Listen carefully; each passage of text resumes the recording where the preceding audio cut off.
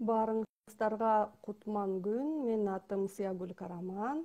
Түз эфирге мамлекет кепилдеген юридикалык жардамды өнүктүрүү боюнча координациялык кеңештин Instagram баракчасынан чыгып жатам. Бүгүнкү мейман менен байланышууга аракет кылуудамын. Мамлекет кепилдеген юридикалык жардам 2016-жылы кабыл алынган мамлекет кепилдеген юридикалык жардам жөнүндөгү мыйзамдын негизинде көрсөтүлөт. Бүгүнкү коногубуз Толкун Турдугулович болмокчу. Саламатсызбы? Сиз бизди угуп жатасызбы? Саламатчылык. Саламатчылык. Биз сизди угуп атабыз. Мамлекет кепилдеген юридикалык жардам мен айткандай 2016-жылы кабыл алынган мамлекет кепилдеген юридикалык жардам жөнүндөгү мыйзамдын негизинде көрсөтүлөт. Бүгүн биз үй бүлөлүк зомбулуктан жабыр тарткандарга юридикалык жардам көрсөтүү деген тема боюнча маек курмакчыбыз. Биздин суроолорубузга мамлекет кепилдеген юридикалык жардамды координациялоо борборунун Ош, Жалал Абад, Баткен, Талас областтары боюнча региондор аралык бөлүмүнүн башчысы Толкун Эргешев жооп берет. Толкун Турдугулович, алгач ошо өзүңүздү тааныштырып өтсөңүз, бул тармакта канча жылдан бери иш алып баруудасыз? Саламатсыңар дагы бир жолу. Мен Эргешев Толкун Турдугулович, Кыргыз Республикасынын Юстиция министрлигинин алдындагы мамлекет кепилдеген юридикалык жардамды координациялоо боюнча борборунун региондор аралык жана жогору айтып кеткен областтары боюнча бөлүмүнүн жетекчиси кызматында эмгектенип келемин. Бул кызматта мен 2018-жылдын 2-ноябрынан баштап эмгектенип келем. Урматтуу Instagram колдонуучулар, эгер укуктук маселелер боюнча суроолоруңар бар болсо, түз эфир учурунда комментарий менен кайрылсаңыздар болот. Толкун Турдугулович, көпчүлүк учурда коомубузда зомбулук кылган адамдар жазасыз калат. Ал эми зомбулукка кабылгандар болсо милицияга көпчүлүк учурда кайрылышпайт. Ошо маекти баштаардан мурун үй бүлөлүк зомбулук деген эмне? Ушул түшүнүккө кайрылып, анын кандай түрлөрү болот? Ушуга токтолсок. Себеби мисалы кээ бирлеринин түшүнүгүндө жалаң эле уруп согуу зомбулук деп эсептелет. Андан башка деле мисалы жемелөө, айтышуу, кемсинтүү деген түшүнүктөр деле ошол неме болот да. Зомбулукка кирет да. Туурабы? Туура. Негизи зомбулук деген бул сөздөн алып чыкканда үй бүлөлүк зомбулук, жана сиз жогору айтып кеткендей психологиялык зомбулук, дене бойлук зомбулук, материалдык зомбулук, экономикалык зомбулук. Зомбулуктун үй бүлө ичиндеги түрлөрү аябай көп. Кызматыма байланыштуу бул зомбулуктун түрү менен көп кездешебиз биз, координатор катары. Бизге жарандарыбыз консультациялык укуктук жардамга келишет, түздөн түз квалификациялык юридикалык жардамга келишет. Бул боюнча биздин тажрыйбабызда зомбулуктун түрлөрүн көбүн көргөнбүз. Жана айтып кеткендей психологиялык зомбулук, үй бүлөлүк зомбулуктун ичинде дене бойлук зомбулук, экономикалык зомбулук. Жада калса үй бүлөлүк зомбулуктун ичинде зомбулуктун кандай түрлөрү болгон болсо, сексуалдык зомбулук болобу, дене бойлук зомбулук болобу, психологиялык, экономикалык жактан зомбулук бардык түрлөрү үй бүлөлүк зомбулуктун ичинде бүгүнкү күндө аябай көп. Буну белгилеп кетишим керек. Кечээ күнү мен ушул интервью даярдаганда жаңылыкты окуп жаттым. 20-сентябрда бир макала чыкты 24 кежиге. Үй бүлөлүк зомбулук өлүм менен бүткөндө деген макала экен. Когда семейное насилие заканчивается убийством деп туруп.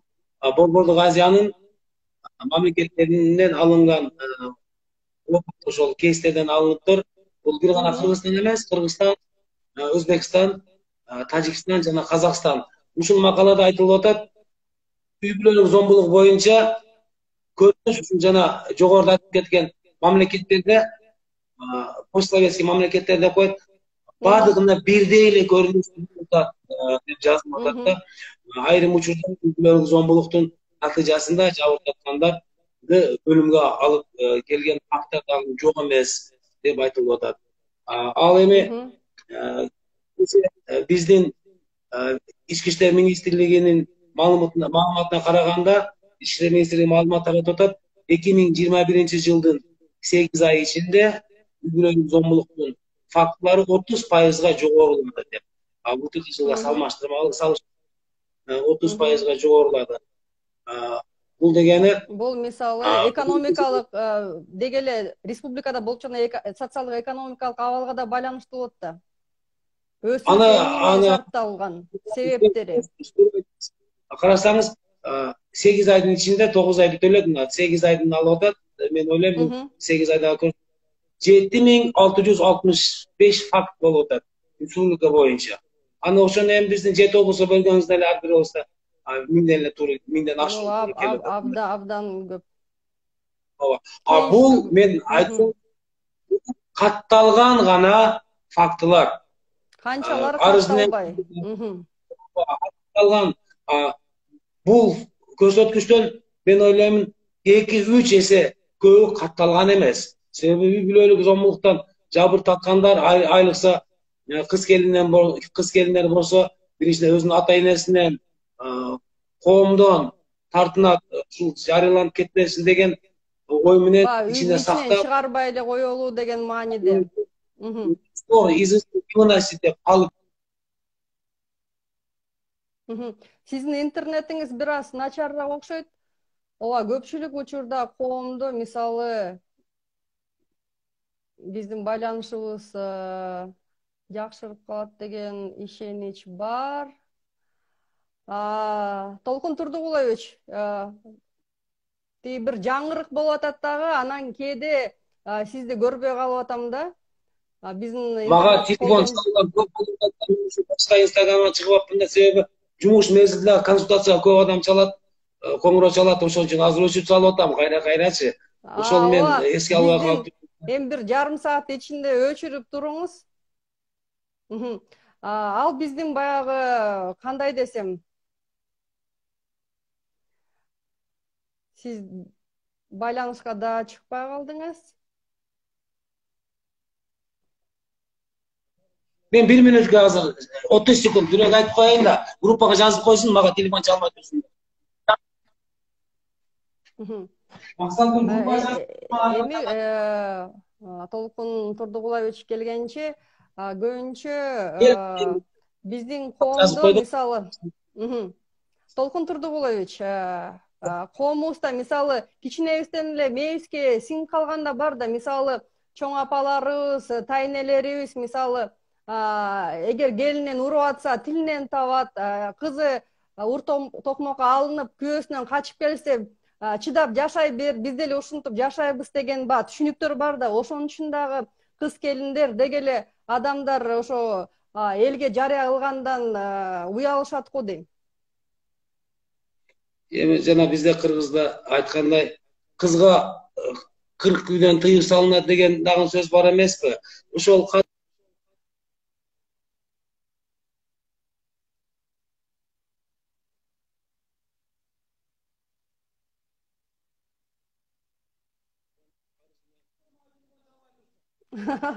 Ушундан эле сиздин ишиңиздин канчалык деңгээлде коомго керек экени, сизди улам телефон чалып кеңеш алгысы келгендер, жардам алгысы келгендер көп экенин билсе болот. Анда маегибизди улантсак, бирок сизди бир жарым саатка тиги тынчыңызды албай турса жакшы болмок, анткени Инстаграм колдонуучуларды дагы сыйлайлы. Анда кийинки суроодо ушул зомбулукка кабылган адамдарды коргой турган мыйзамдарды санап өтөлү. Биз мисалы буларды жөн эле айткан жокпуз. Адам зомбулук деп эмнелерди айтса болот билиши керек. Туурабы ар бир жараныбыз?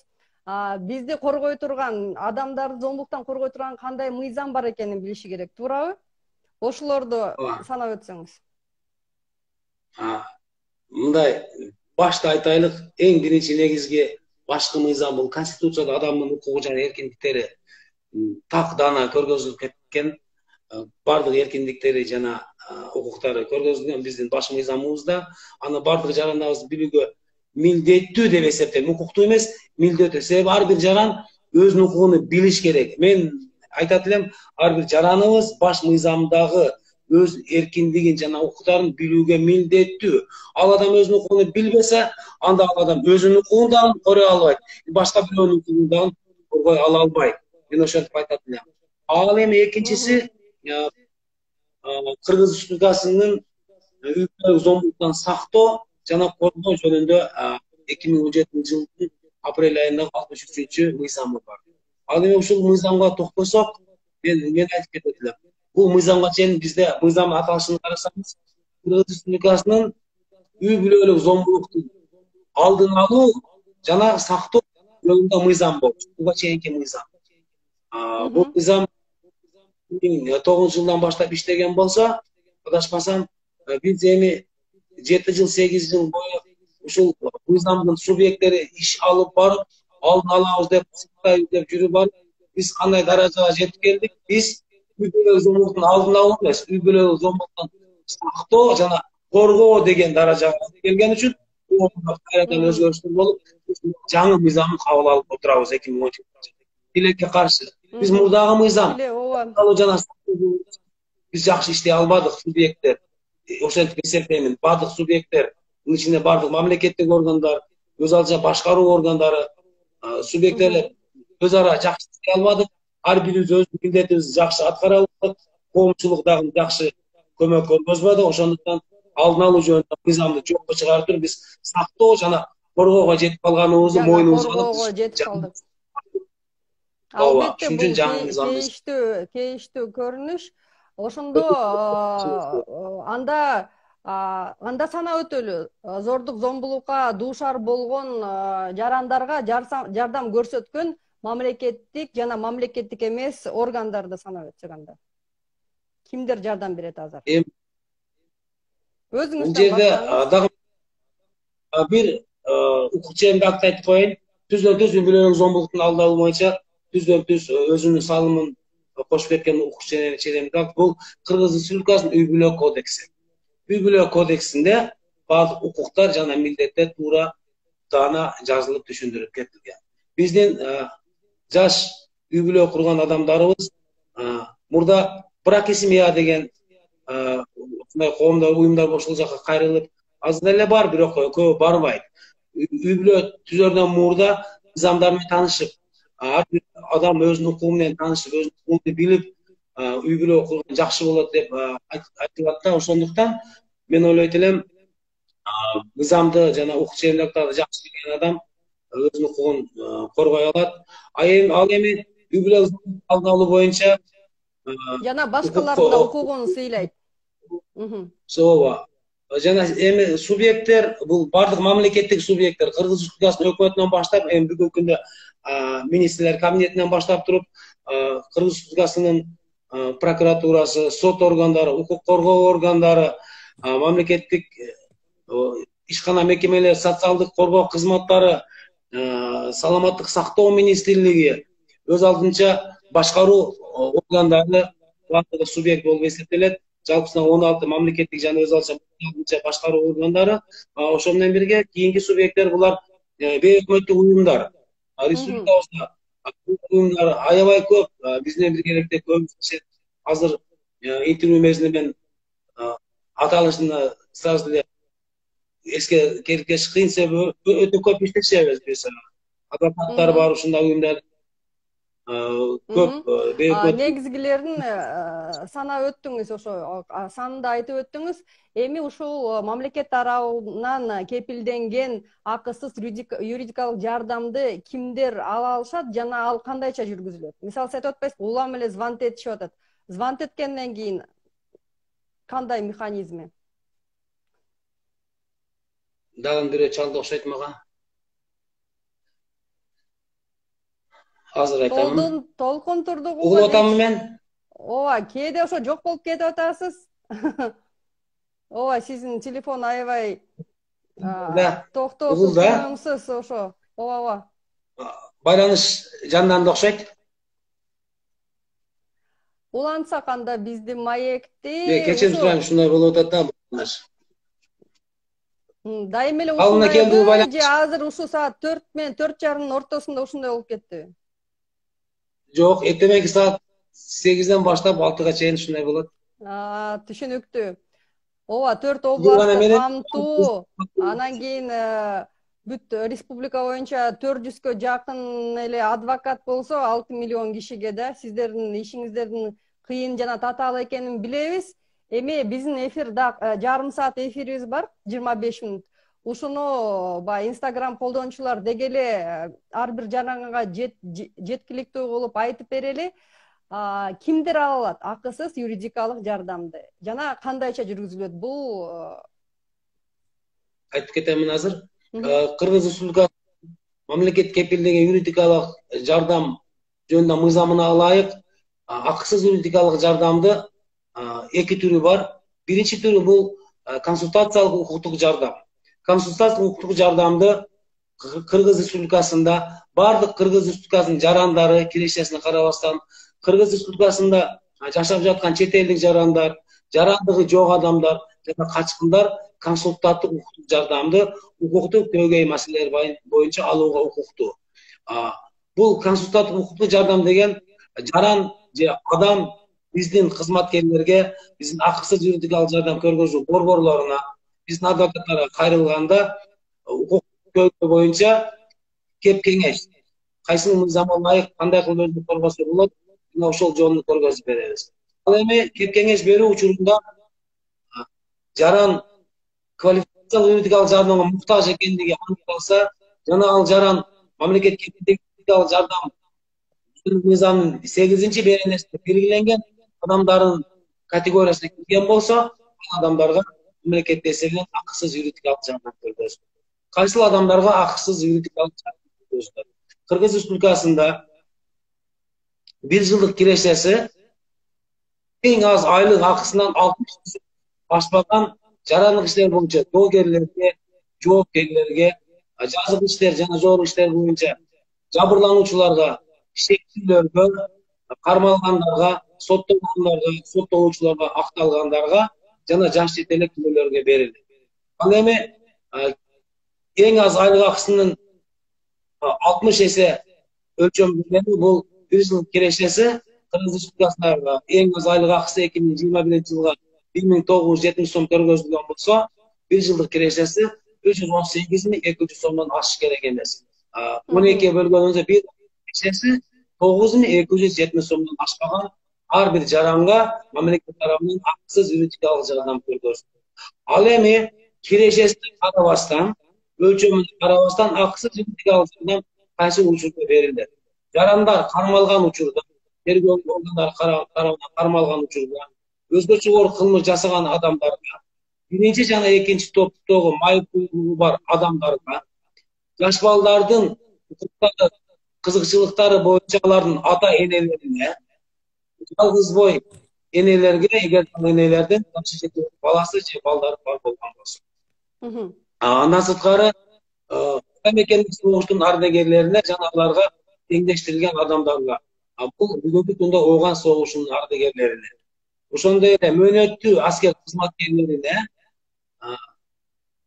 жатак интернатта жашаган кары катындарга, энеси жок баланы тарбиялап жаткан аталарга балдарын коргоо боюнча жана жазык процесстик кодексте көргөзүлгөн башка учурларда деп мыйзамда көргөзүлгөн. Ушул учурларда жарандын кайрылган адамдын кирешесине карабастан юридикалык жардам акысыз көргөзүлөт. Эми көбүнчө мындай түшүнүк бар да, үй бүлөдөгү зомбулукка кабылгандардын иши аягына чыкпайт деп ишенбөөчүлүк пайда болушу мүмкүн. Баары бир деле ошо зомбулук жасаган адамга карата ал адам ошо жазасыз калат деген түшүнүктөр бар. Ушундай түшүнүктү, ушундай көрүнүштөрдү азайтуу үчүн балким ушу мыйзамга кайрадан өзгөртүүлөр керек болобу, же бул туурасында түшүндүрмө иштери керекпи, же мисалы кылмышкер жазасын алган учурду көрсөтүп мисалдар менен ошо адамдарга ушундай маалыматты жеткирүү керекпи? Кандай деп ойлойсуз? Бул боюнча ушул нерселер эске алынып, 2020 жылдын 4-июнунда 57 мыйзам менен жазык процесстик кодекске өзгөртүү киргизилген. Мисалы, үй бүлөлүк зомбулуктун фактылары боюнча жогорку иштер болуп эсептелет, сотко чейин көндүрүш. 75 беренелерден 81-ге чейин. Бул беренелер боюнча шектүү адамдарды, жогорку жасаган адамды кармоо мүмкүн эмес болчу. Бирок 57-мыйзам кабыл алынгандан кийин жазык процесстик кодекске өзгөртүү киргизилип 504-беренесине. Ушул беренеде жазылып турат: үй бүлөлүк зомбулук жасоого шектүү адам төмөндөгү негиздер боюнча кармалышы мүмкүн. Эгерде жабырлануучу жана башка үй бүлө мүчөлөрүн же аларга теңдештик адамдардын өмүрүнө жана ден соолугуна шектүү адам тарабынан реалдуу коркунуч болсо, эгерде шектүү адам мас болуунун, алкоголдук же башка түрлөрүнүн абалында болсо жана жабырлануучу жана башка үй бүлө мүчөлөрүнө же аларга теңдештик адамдар үчүн коркунуч келтирсе, эгерде шектүү адам жабырлануучуну жана башка үй бүлө мүчөлөрүнө коркунуч келтирүү, сабоону, шылтыңдоону, басмырлоону улантат деп болжодогу мүмкүндүк берүүчү негиздер болсо. Көрсөңүз, бул үй бүлөлүк зомбулукта мен жогоруда айтып кеткен негиздер бардыгында бар, ошондуктан демек мыйзамдын мыйзам күчөтүлгөн экен. Бирок ага карабай үй бүлөдөгү зомбулук, мисалы пандемиянын баалында деле сиз айткан статистикада деле 8 ай ичинде 30%га көбөйүптүр. Дүйнө жүзүндө деле мындай зомбулукка кабылгандар көп. Ушунун алдын алуу жана мындан мурун айтып кеттиңиз го, белки алдын алуу деген закон, мыйзам эми болсо ошо коргоо дегенге өткөн депчи. Баары бир кандай мисалы ошондой чараларды көрөсүздөр? Мисалы сизге консультациялык жардамга келгенде айтып бересизби? Мисалы бир айда 10 жолу келсе, эми мындай болгон учурда коркунуч туулганда мындай кыл деген кеңештерди бересиздерби ошо зомбулукка кабылгандарга? Биз кеңештерди беребиз, анан бизге келгендер бардыгы эле арыз менен кайрылбайт. Бизди кеңеш угуп, ички иштер органдарына кете беришет, биз укугуну түшүндүрөт. Мисалы, акыркы сизге бир болгон окуяны айткан болсом, 12 сентябрь күнү бизге бир жаран кайрылды, бир келин кайрылып, жолдошу былтыр пандемияда каза болуп калган экен, ички иштер органдарында кызмат өткөн экен, ал жолдошу каза болуп калган экен. Ушул келинге карата кайненеси анан зомбулук болуп атыптыр. Бул дагы үй бүлөлүк зомбулук, бир үйдө жашайт, зомбулук болуп атыптыр. Балдарына ыйгарылган пенсияларын, банк карталарын алып, башка төлөмдөрүн алып бербей, ал келинди үйгө киргизбей ушинтип басмырлап бизге кайрылганынан, ошол замат адвокатты дайындап, ички иштер органдарына жиберип, КППга түшүрүп, шаардык иштер башкармага жиберип, тергөөчүлөр менен түзүнө-түз байланышып, жардам көргөзөбүз деп адвокат ишке киришти. Тилекке каршы эртеси күнү ал келин келтирип, арызын алып кетти. Бирок ал адвокат бизге айттык, өзүбүз дагы түшүндүрдүк, өзүңүздүн укугуңузду сактаңыз, бизге кайрылсаңыз, ошого карабастан биз дайым сизге жардам беребиз деп кайрылдык. Мисалы, арыз бербеген себебин анда неметсек, мамлекет жардам берет же мен ошо укугумду коргой алам дегенге ишенбейби же аягына чыгат деп ишенишпейби? Бул эмнеден улам келип чыгат? Же өздөрүнүн сиз айткан учурлар мен бүгүнкү күндө мамлекеттик органдарга, биздин органга, биздин адвокаттарга, биздин жарандарына жана адамдардын ишеничи 100% жогору деп айтыштан мен алысмын. Мен аны деп жалган айта албайм. Бизде бул боюнча ишмердүүлүк жүргүзүлүп жатат.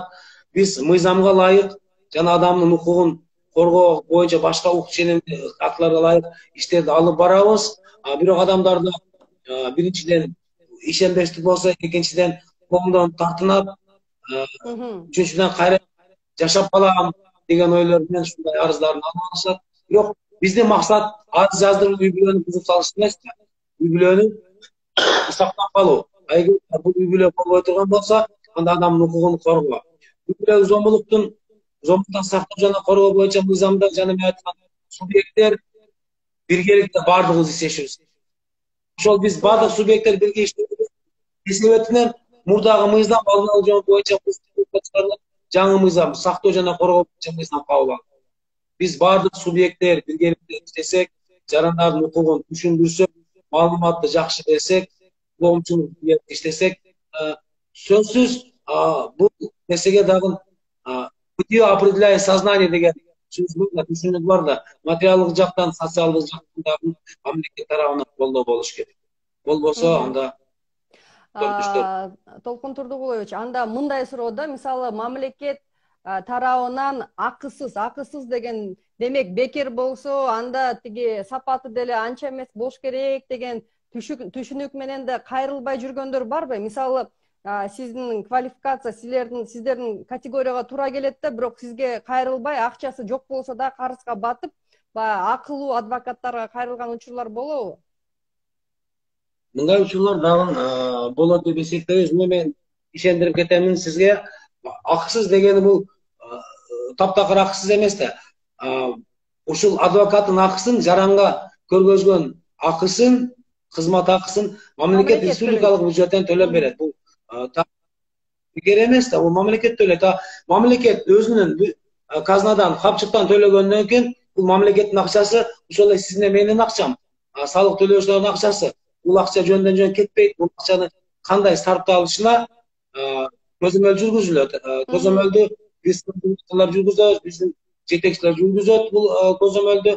Ошого ылайык адвокаттын, мамлекет кепилдеги юридикалык жардам көрсөтүүчү адвокаттын иш сапатын минималдуу стандарттары бар. Ушул стандарттарга ылайык адвокаттардан иш алып барууну биз талап кылабыз. Демек, ошол сапатынан кийин ошо талап кылган жагын адамдарга, жарандарга үйрөтүш керек экен да, туурабы? Мисалы, өзүңөрдүн укугуңарды сапаттуу корголушун талап кылышыңар керек дегендей бир нерселерди келтирсеңиз, мисалдарды, түшүнүктөрдү. Сөзсүз, биринчиден биз адвокатты жарандын ишине квалификациялык түрдө киришүүгө жибергенде ошол адвокаттын иш сапатынын минималдуу стандарттары бар. Ошол стандарттарга ылайык адвокат түшүндүрөт жаранга. Сизге мен мамлекет эсебинен иштейм, сиздин укугуңузду толугу менен укуктук ченемдакыларга ылайык биз сиздин укугуңуздун чөйрөсүнө гана коргойбуз деп түшүндүрөт. Биз жарандан арыз алган, юридикалык жардам көрсөтүүгө арыз алганда жарандарга биз өзүбүздүн телефонубузду беребиз. Адвокат сизге юридикалык жардамды акысыз көргөзөт. Жарандык иш болсо, эгерде жарандык иш болбосо, мамлекеттик алым болсо, мамлекеттик алымды пошталык кылат, сиз өзүңүз төлөйсүз, адвокаттын акысын мамлекет сиз үчүн төлөп берет деп түшүндүрөбүз. Мындай азыр биз 2018 жылдан бери ишмердүүлүктү толук кандуу жүргүзүп келип жаткан болсок, бүгүнкү күндө адамдар акыркы жылдары адвокат алгандан кийин күн сайын 2-3 звонок болот, 2-3 кайрылуулар болот. Адвокатыңыз жакшы иштебей атат, же болбосо мындай иштеш керек эле деп айтат. Себеби кайрылгандар бар деле мыйзамды жакшы билбейт. Биз адвокат бердик, значит адвокат ишини толугу жеңип чыгыш керек деп ойлойт кээ бир адамдар. Биз айтабыз, сиздин укугуңуз башка бирөөнүн укугуна зыян келтирбеген даражада гана биз коргоп бере алабыз. Башка адамдын укугу башталганда ал жерде сиздин укугуңузга жол жок деп айтып. Демек, талап менен кошо ашкере баягы туура эмес ушундай түшүнүктөр да болушу мүмкүн, түшүнбөстүктөр да болушу мүмкүн экен демек. Ал жагында кездешет. Ал жагында түшүндүрүп кеткениңиз жакшы болду.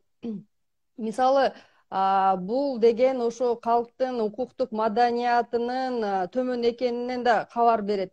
Ушул укуктук маданиятты жогорулатуу үчүн эмнелерди кылыш керек?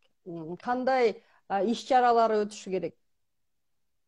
Укуктук маданиятты жогорулатуу боюнча Justiция министрлигинин алдындагы мамлекет кепилдеген юридикалык жардам борборунун жана жалпы территориалдык башкармалыктардын ишмерчемдери бар. Ишмерчемдери ылайык бул ишмердүүлүктү жүргүзүп келет. Биз дайым жүргүзөбүз. Акысыз юридикалык жардам көргөзүү күндөрү, айлыктар деп жүргүзөбүз. Мисалы, адам укугун күнүнө карата жыл сайын декабрь айында декада өткөзөбүз правовой помощи. Адамдар көп чогулган жерлерде, базарларда, автовокзалда, автобекеттерде, больницаларда, ушул жактарда биз адвокаттар менен биргеликте өзүбүздүн столдорду коюп алып, биздин бүт материалдарыбызды коюп, адамдарга жардам көргөзүп отурабыз. Мындай нерсе бизде тажрыйбада бар. Андан сырткары социалдык түйүндөр аркылуу Facebook, Telegram, Instagram ушул социалдык тармактар аркылуу дагы жарандарга жардам көргөзүп келебиз. Акысыз юридикалык жардам көргөзүү борборлору онлайн түрдө, биз дагы онлайн түрдө телефон аркылуу дагы жарандарга жеткизип турабыз. Жүргүзгөн ишмердүүлүктү өзүбүздүн баракчаларда жарыялап турабыз. Ошентип адамдарга жеткизебиз. Андан тышкары массалык маалымат каражаттары аркылуу, радио, телевидение аркылуу жарандарга укуктук маалыматын, маданиятын жогорулатуу боюнча иш-чараларды жүргүзүп турабыз. Мисалы, Бириккен Улуттар Уюмунун тилектештик автобусу деген дагы долбоорлор менимче элге ошо алардын укуктук маданиятынын деңгээлин жогорулатууга себепчи болот го деп ойлойм. Туурабы? Ооба, бул долбоор аябай жакшы. Райондордо акыркысы мына биздин түштүк аймагы боюнча айтсак, Баткен областында бүттү июль айында. Бул сөзсүз тилектештик автобусу чыгып келген, кайсыл районго, кайсыл айылга барып келсе, артынан сөзсүз адамдардан квалификациялык юридикалык жардам алуу боюнча арыздар түшөт. Жер маселеси боюнча, үй бүлө маселеси боюнча, кыймылсыз мүлк маселелери боюнча, бул жарандык иштер боюнча көп арыздар түшөт. Сөзсүз 2-3 арыз түшөт, биз адвокат беребиз. Ошол анан гана юстиция министрлигинин кызматкерлери эмес, социалдык коргоо кызматкерлери, мамлекеттик каттоо кызматкерлери биз менен бирге иштейт. Себеби бул мамлекет кепилдеген юридикалык жардам мыйзамына ылайык юридикалык акысыз юридикалык жардам субъекттери жана мен жогоруда айтып кеткендей бардык мамлекеттик органдар, өз алдынча башкаруу органдары, юридикалык клиникалар, коммерциялык жана коммерциялык эмес уюмдар өз багыты боюнча айрылган жарандарга консультативдик жардамды акысыз берүүгө милдеттүү. Ошондуктан 2020-жылы өкмөттүн 594-токтому кабыл алынган мамлекет кепилдеген юридикалык жардам системасы субъекттерин өз ара иштешүү система, иштешүү инструкциясы, нускамасы деп. Ошого ылайык биз ошол субъекттердин биргеликте иш алып барабыз. Бая сиз башка бөлмөгө барып алаксыганда айтып кеттим эле, ошо өлкө боюнча 400гө жакын эле адвокат бар экен да. Ушул мамлекет кепилдеген юридикалык жардамды көрсөтүү боюнча адвокаттардын саны да 400гө эле жакын экен. Бул албетте аз. Мисалы, бул жагынан кандай, мисалы, өкмөткө сунуштарыңар барбы? Мисалы, ошолорду көбөйтүш керек, аларды окутуш керек, даярдаш керек деген сыяктуу. Анткени бул аздык кылат го деп ойлойм. Адвокаттардын ишмердүүлүгүн жогорулатуу максатында биздин борбор тарабынан юстиция министрлиги Кыргыз Республикасынын адвокатурасы менен биргеликте окутуу иш-чаралары жүргүзүлүп турат. Квартал сайын адвокаттарды үй бүлөлүк зомбулуктун алдын алуу боюнча, ювеналдык юстиция боюнча, жазык процесстер боюнча окуулар жүргүзүлүп турат адвокаттарга. Бүгүнкү күндө мамлекеттик реестрге акысыз юридикалык жардам көргөзүү элесине кирем деген адвокаттар көбөйүүдө. Мисалы 2019-жылы Ош облусу боюнча мамлекет кепилдеген юридикалык жардам реестринде 37 адвокат болгон болсо, ошол жылдын аягында 2019-дун аягында 54гө жетти бул көрсөткүч. 2020-жылы 80ден ашса, 2021-жылы мына бүгүнкү күндө бизде 87 адвокатыбыз бар реестрде. Бирок бардыгы толук кандуу иштебейт. Себеби керек адвокаттар бизге реестрде турат, айрым учурда гана өздөрү келип иштейм дейт. Керек учурларда командировкадамын. Но киргиси келгендер көп. Себеби адвокаттын акысын, кызмат акысын жана биз айтып атпайбызбы, акысыз юридикалык жардам көргөзгөнгө акысын мамлекет тарифтерин кайра көрүп чыккан. Адвокаттарга айлыкты мамлекет өзү тарифтерге жараша төлөп берет. Бүгүнкү күнгө аз болсо дагы, бирок мен ойлойм, бул мурдагы көрсөткүчтөргө көрө тариф жогору, ошондуктан адвокаттар ишке киришет. Биз адвокаттарды бизге көп кайрылышат, мына эки арыз, бир айда экиден адвокат келип реестрге киремин деп арыз менен кайрылышат. Талаптарга туура келген болсо биз аларды реестрге киргизебиз борбор тарабынан. Ушу ишиңиздеги болгон мындай жакшы жагдайларды, жакшы мындай позитивдүү нерселерди, кубанта турган нерселерди айтып бересизби? Мисалы, жыйынтык Позитивдүү натыйжа, мисалы, соттон жеңип чыккан учурлар, чындап мына аягына чыгарып, ушул бир жаран болсо дагы эле 10 жаран болсо да жардам көрсөтө алдык. Бул системаны мындан ары өнүктүрүш керек дегендей мисалдарда. бул системада биздин региондор аралык бөлүк боюнча айткан болсок, Ош шаары жана Ош облусу боюнча 2021-жыл ичинде жаздык иштер боюнча 2 биздин жардам алуучунун иши боюнча толугу менен акталды. Бирөө Кара Кылжа районунан, бирөө Кара Суу районунан акталды. Эми Кара Кылжа бир адамдын үстүнөн жаздык иш козголгон, ал толугу менен акталды. Кара Суу районунда бир жарандын үстүнөн 2 жаздык иш козголгон, бир жаздык иши боюнча акталган. Андай фактылар бизде жок эмес. Бар, адвокаттарыбыз иштейт, адамдардан ыраазычылыгын түшөт. Бизге кайрылгандардын санынан билип койсо болот. 2018 жылы 12 ай ичинде кайрылгандардын саны 900 болгон болсо, 2019 баштап биринчи кайрылгандардын саны 3000ден түшпөйт. Ай сайын бизге адамдар кайрылат, кайрылат, көп кайрылышат, раштын айтып кетишет. Бул статистиканын башка жагы да бар, үй бүлөлүк зомбулук өсүүдө деп айтса да болот да. Туурабы? Үй бүлөлүк зомбулук боюнча айткан жок, жалпы кайрылуулар боюнча. Жалпы кайрылуулар боюнча. Үй бүлөлүк зомбулук боюнча бүгүнкү күнгө чейин Ош шаары жана Ош облусу боюнча үй бүлөлүк зомбулук боюнча жорук иштер боюнча бизге 30 адам кайрылган. Ал 30 адамдын 27си шектүү. Биз амалай биз шектүүлөргө дагы юридикалык жардам көргөзөбүз. 3-өө гана жабырлануучу. Ушул жерде биздин үй бүлөлүк зомбулуктун алдын алуу боюнча субъекттерди биргеликте иш алып барыш начар экендигин белгилеп кетсем болот.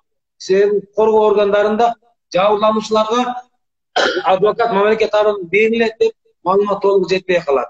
Ушул биздин коргоо органдарында жабырлануучуларга мамлекет тарабынан адвокат алсаңыз болот деген маалыматты берсе, арызын алып бизге жиберсе, биз аларды дагы берет. Булар шектүүлөргө гана берет, жабырлануучуларга маалымат жетпей кала турбайбы? Мен ойлойм, ушу келечекте ошо маалымат берүү жагын, ошо жалпы маалымдоо каражаттарын жана ушундай ушул бүгүнкү Instagram баракчасына окшогон социалдык түйүндөрдү көбүрөөк колдонуш керек деп ойлойм да. Туурабы? Ооба, жүргүзүлүп жатат. Бири-бирибизди сындаган менен, мисалы, кечээ күнү ошол жатат деңиз. Толкун Турдугулович, эми ошо 1 мүнөтүбүз калды. Эфирдин аягында ошо өзүңүздүн каалоолоруңуз, сунуштарыңыз же деги эле кайрылууңуз элге. Деги эле кайрылуум жалпы биздин көрүүчүлөргө, жалпы элибизге адам өзүнүн укугун билүүгө умтулуш керек. Өзүнүн укугун билген адам, өз укугун жакшы коргогон адам бирөөнүн укугуна кол салбайт. Мен ошентип ойлойм да, ошондуктан адам укугун билиш керек. Укугуңуздарды билиңиздер, юридикалык жардамга бизге кайрылыңыздар, биз жардам көргөзүүгө даярбыз. Милдетибиз ушул. Чоң рахмат, Толкун Турдугулович, биздин суроолорубузга жооп бергениңиз үчүн чоң рахмат. Ишиңиздерге ийгилик. Instagram колдонуучулар, бүгүн бизде мейманда мамлекет кепилдеген юридикалык жардамды координациялоо борборунун Ош, Жалал Абад, Баткен, Талас облусу боюнча областтары боюнча региондор аралык бөлүмүнүн башчысы Толкун Эргешев болду. Баарыңыздарга ийгилик, саламатта болуңуздар.